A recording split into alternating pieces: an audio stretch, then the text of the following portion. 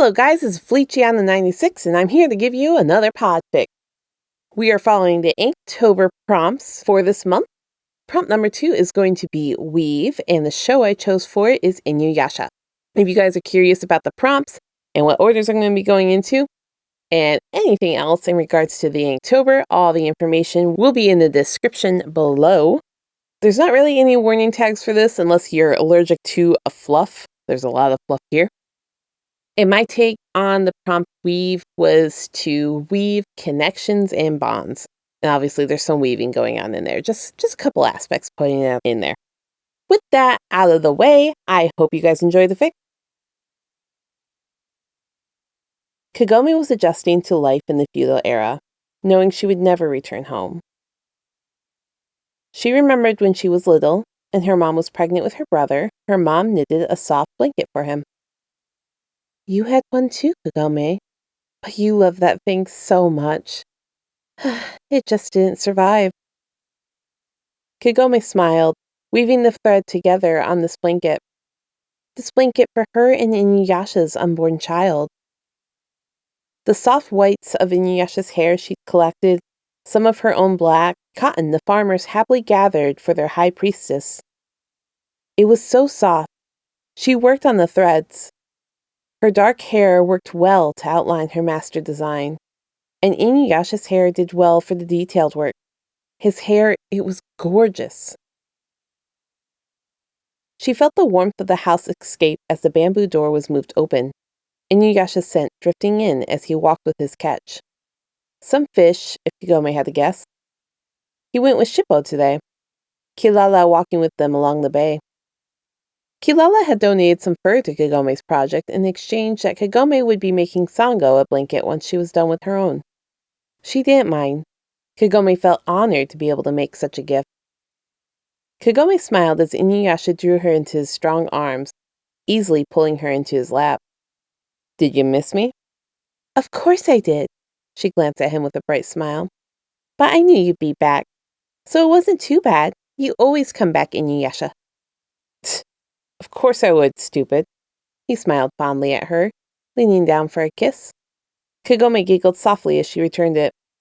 I got something for you.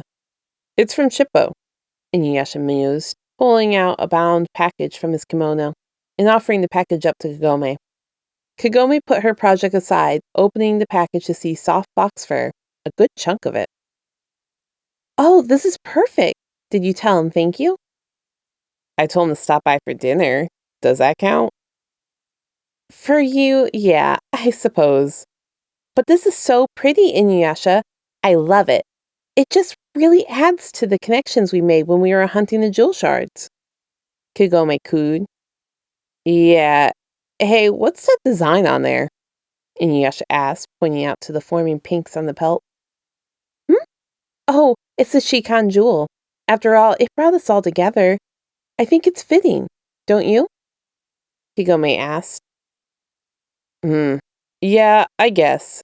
Is that why you wanted the berries? Yeah, they made for good dye for the thread, Kagome mused. The village had the children go gather as many of the berries as they could for the fabric. Kagome knew back in her old time a bit of berry stain wouldn't have stood up to the washing machine, but the river only encouraged the color to stain here. They sure did, Inuyasha huffed. It's pretty. His hands were scarred from battle and protecting the village, well worn. They reached to touch the fragile cloth. I wonder if my mom made me one, he barely whispered. Kagome smiled gently, bringing his attention to herself. I'm sure she would have, Inuyasha. She did love you so much. My mom made one for me and my brother, and now I'll make one for our children, because they deserve so much love, just like I got, like you deserve.